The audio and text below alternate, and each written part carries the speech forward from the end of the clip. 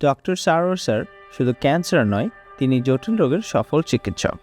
Kidney failure, liver disease, tumour, gallstone, thalassemia, diabetes, তার উন্নত homeo চিকিৎসায় আল্লাহর রহমতে হাজারো রোগী সুস্থ হয়েছেন। প্রচলিত পদ্ধতিতে যেখানে শরীর দুর্বল হয়ে যায়, ডক্টর সারোয়ার স্যারের হোমিও পদ্ধতিতে রোগ প্রতিরোধ ক্ষমতা বাড়িয়ে ক্যান্সারকে মূল থেকে নির্মূল করে। সুতরাং সিরিয়াল দেওয়ার জন্য আজই যোগাযোগ করুন নিচে দেওয়া নাম্বারে।